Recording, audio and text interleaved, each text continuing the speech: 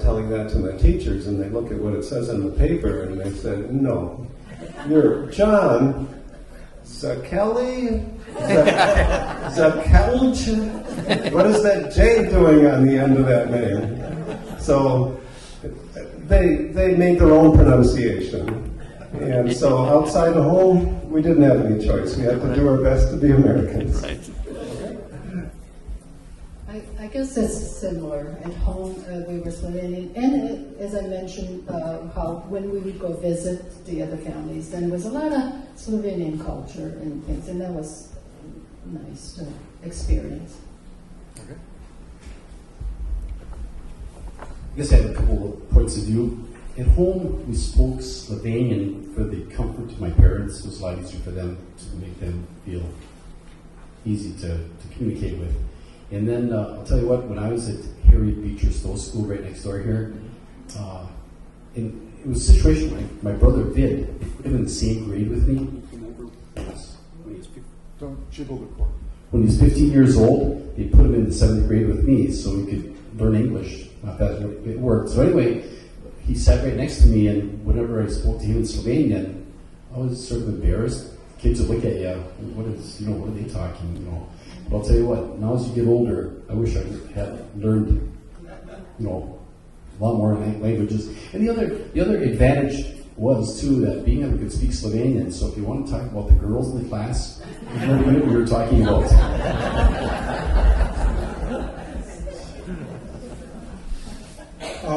Now, all of you spoke about coming here, your families needed sponsors. And I know that in Cleveland, we certainly, our family was a sponsoring family among others, but I was wondering, when you came here then, how did you fit in with the Slovenians that were already established here? What was your relationship with them? My experience was that most of the time it worked, but sometimes it didn't. So I don't know. What, if you want to talk about that? Sure. The communities are Yeah. Well, our sponsors were Slovenian, and they were, of Slovenian heritage. So they were very, very proud of that and very supportive. But there were the two factions. There was the people who did not understand what happened during the war, and so you had the pro and anti. But in general, I would say we were extremely well received. People were very, very nice to us. I don't remember being bullied or anything. I was made fun of because I spoke Dickinsonian English, not range English, but otherwise it was, we felt well received, but we did get, very lonely after about a half a year. The first half a year, you are totally, everything is new, and of course we have to study extra hard, to catch up. Right. So you don't have time to be miserable, Plus, we have good food and all that. But after about a half year, then you start getting homesick. I don't know, some form of homesickness. I don't know. You're not homesick for camp, but you became. But we were homesick for friends that we lost. Friends that were now living in Argentina, Brazil, Australia, Canada, and so. And did you stay in touch with them? Yes. Well, we did. After about half a year, we started. We said, how do we keep in touch? So we did. We started publishing a monthly magazine, Minnesotski Zdom. Wow. And we had that. We had about. That's the Minnesota Bell or the Minnesota Clinic. Yeah. We had about 400 subscribers, mostly in the U.S. and Canada, but kind of around the world, And then the kids our age would then contribute articles, Right. and that's how we kept up, and we did it for 4 years. From Pineville. Yeah, from Pineville. We had the first issue was run on the school mimeograph machine at the high school, But then somebody donated gave us a mimeograph, so we did it at home, right in our house. How did you deal with eating Slovenian versus eating American? What did you like and what didn't you like? Anybody want to take that one? Well, the first thing I'll mention is that we came to the United States.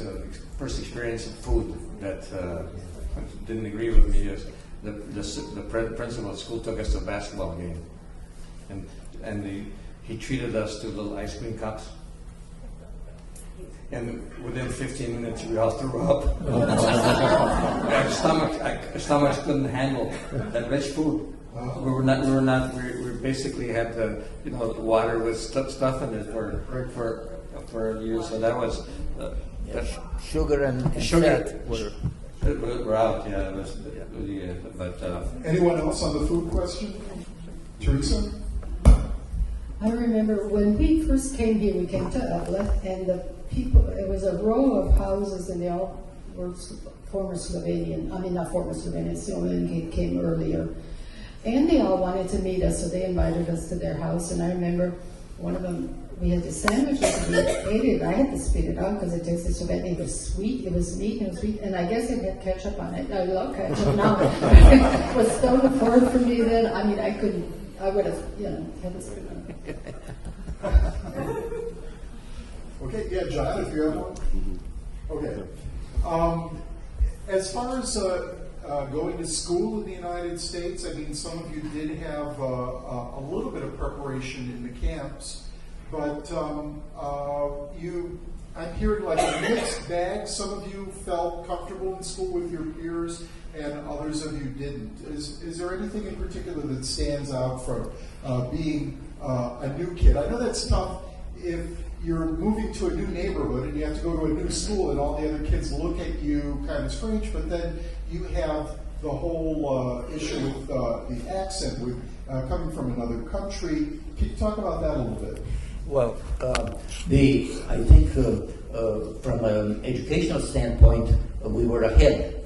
That's helped us a lot, In what way were you ahead? We had more mathematics, we had more history, more geography, and we had a wider worldview than the kids in Bawabik.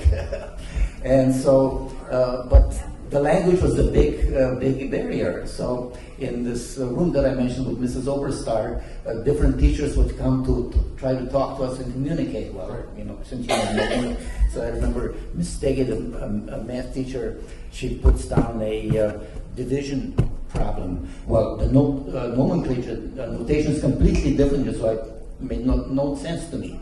And she tried a few other things, she was kind of despairing. Then she put down a couple simultaneous equations, boom, they recognized us. And it was, and the same thing with the English instruction, there was, I think we had very understanding teachers.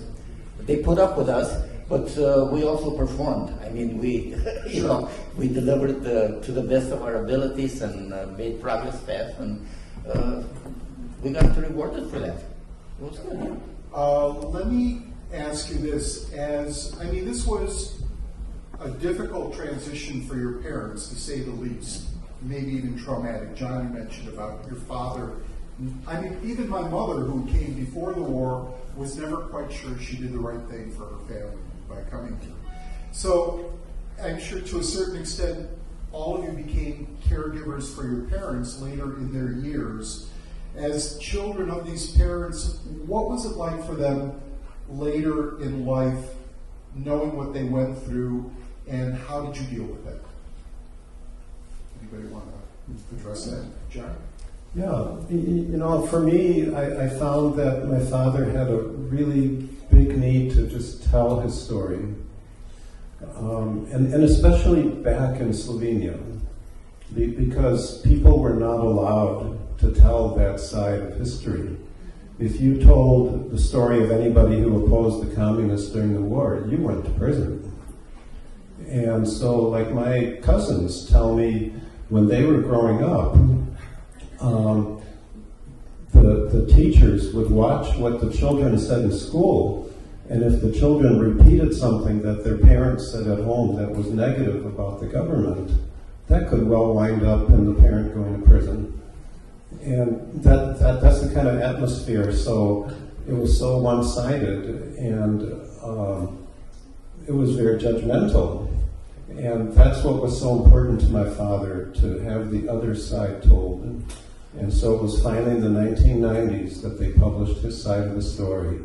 And that was extremely important to him. It brought some peace of mind. But you were the vehicle for that too. You helped make that happen. I was very proud to be able to help him with that. Right. Yeah. I don't know if this is exactly where you are, but with my family, because we were separated for like 11 years, we didn't actually like grow up together with my dad, and that was really taken from us. And when we all of a sudden, can you imagine, he had 7 teenage girls. So he was like very strict and couldn't do things, but because he thought that's what he needed to do. Now, because of my upbringing, and I'm grateful for that, I would never talk back to him or anything, but he knew I was not happy with him. I was a willful child, I was a willful teenager as well. But I would never, be rude or anything like that. And I'm sure that there was times when he wondered, what did I get myself into? Right. And as later as I grew up and had my own children, I understood. And I know other people who have children, they themselves grow up as they are, they need to parent their children. And that was taken from us, from him and from us. So. Okay. Now, one of us up there is wearing a Narodna Noša, Slovenian costume. In žal mi je, da ne morem po slovensko vse to povedati, ampak I'm sorry that I can't use my Slovenian for this discussion, but if we could pass I have a question for Frank, if you could pass the microphone to him. So Frank, you came here as an infant, pretty much, a very young child. You never really experienced Slovenia. So growing up, what was this concept of Slovenia? Slovenia was like a second-hand story to you, and how did you grow up with the spirit of Slovenia, and what was your image of Slovenia as a child? I remember my parents would always talk about Slovenia, how beautiful it was, the wonderful music that they enjoyed when they were there. And although, like I said, they were peasants, they still had friends over there, but they always talked about the beauty, how beautiful it was in Slovenia. And as I got older, I kept on thinking, how beautiful it can be. And what happened was, afterwards, once Slovenia became independent, etc., and like I say, I've been there 39 times, and once they got into NATO, etc., I asked my dad, why can't we take you over there? Would you like to go back? He said, no matter how beautiful it was there, he said, I risked my life to get out of that country. I wasn't going to risk my life to go back. And that's how that was. But otherwise, once I did go there, I saw all those young people performing that beautiful music and the costumes. I went to a peasant wedding in Ljubljana in 1969. I couldn't believe how beautiful that was. And I was sold on it then. It was it. We'll take some questions. Anyone have questions for our panel? Yeah, that was immigrants, were poor, Meinhardt. How could they afford transportation, airplane or ship? So the question is, your parents were basically of, not that affluent, and how could they afford the transportation here? Well, that was the transportation was provided by the International Refugee Organization, which I think, if you really look at the numbers, it's the same as now. The United States footed most of the bill. And the ship we came on was the USS General Sturgis, which was one of those Liberty ships that was welded together real fast to transport troops to Europe during the war. And so that's how we came. So yeah, there wasn't any money. The Catholic Relief Services had a station in Boston when they came, and they gave our family $50, which we were to repay, later in more than just plain repayment. That was the expectation, so that we could buy food on the train while being, transported to Minnesota. But we didn't spend any of that money because we couldn't buy the food that we could stomach. We just wanted plain bread. And for 3 days on this train from Boston to Duluth, they had everything had mayonnaise and ham and cheese and all these wonderful things, that you could look at. I think we bought a few apples. We could eat apples, apples, yes. But then, it took us about, I think, a year to really get our stomachs fully acclimated. I had a lot of allergic sores on my legs from food allergies, but it all passed. Any other questions? Yes, sir. How did somebody in Slovenia get in touch with somebody over here to sponsor somebody? And then was that sponsor, what was his responsibilities once that person got here? So how were you sponsored, and what were the sponsors' responsibilities? Okay, well, in those days, the government was not involved in any social services for immigrants. When a sponsor committed to taking you, they took on the full commitment. They were responsible for finding you housing, to help you find a job, and essentially, if worst came to worst, to support you until that happened. It was an extremely high responsibility, and in our case, one of the priest friends was recruited into the Duluth diocese because the bishop was short on priests. And he had relatives here. That's the reason he came here early. And he went down and talked to people and recruited sponsors. It was amazing. We just shared it, unbelievably. We were sponsors, and the young man that we sponsored was in a camp in Luxembourg, and he came to the United States. But I once asked him, what was the difference between the Slovenians here and the Slovenians over there? And he said, well, we were modern. And because there was also like a generation lag. But he said that he was not here for any political reason. He felt that he wanted to come to America so he could get a brand new Pontiac, because he once seen a Pontiac in Europe. And after 6 months of getting a job through Slovenian networking, working at a Slovenian-owned factory, he sort of got a Pontiac on payments. A number of you mentioned not getting any relief help on food, surplus food. I was wondering, where did you get your flour from to make your staples? Did you have to buy it? I know when we went once a month, they had a surplus giveaway, and we'd go up there and we'd get bags of flour and canned milk and some other stuff. So they must have treated the west end of the range better than the east, or what? Must have, because I'm not aware of any such surplus program being in effect, but with the odd jobs that my dad and other grown-up fathers had, there was enough money to buy them. Flour was not expensive. Sugar was not expensive. And not only that, but if you got flour in bags, they made dresses out of the bags. Yeah. Not the purpose. Everything was used. Yes.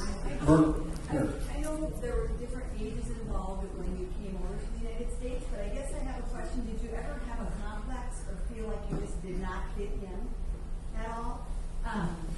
Did you have any kind of awkward feelings, or that makes sense? Sure, yeah, I can speak to that and see what everybody else thinks, but there were definitely a lot of times when I felt like that. I always wore hand-me-down clothes. Wished I could have, the more modern clothes like some of the other kids did. And especially at first, not knowing English as well.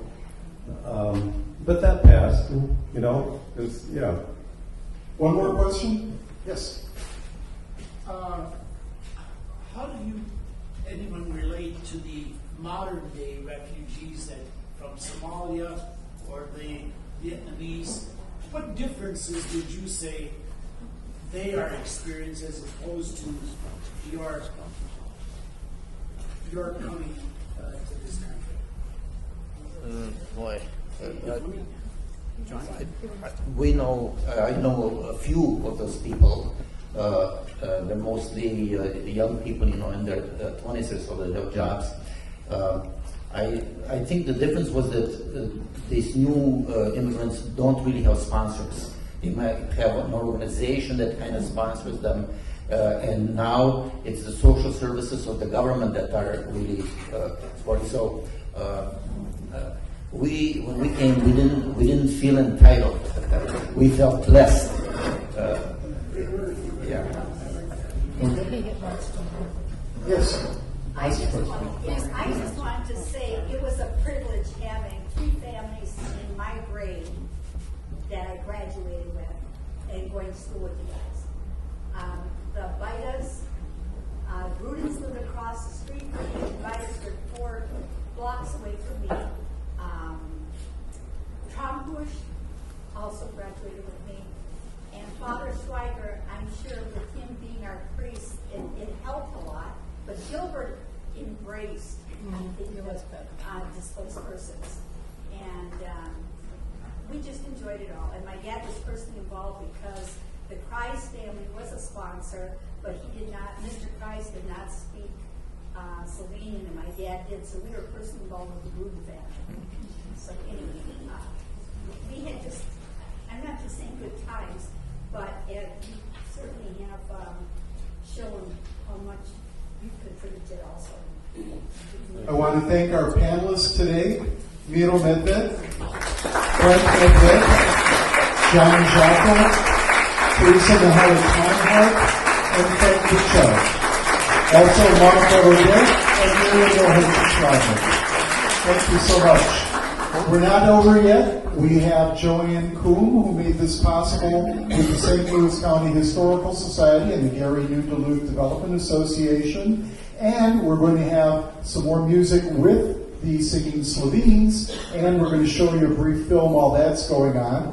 I want to put in a plug for the Thanksgiving Polka Party weekend at the Downtown Marriott Hotel in Cleveland, Ohio. The Singing Slovenes are going to be having a bus to come to Cleveland. We have brochures for the event over here, and the hotel rate is really good, and the people and the music are even better. If you like Slovenian music, you can listen to my Saturday radio show on the internet. It's 247polkaheaven.com, 247polkaheaven.com, and your time, it's every Saturday at noon. 12 noon, Joe Valencic, 247polkaheaven.com. Thank you, Joanne. Say something? And thank you, Joe. Oh, yeah. Thank you, Joe.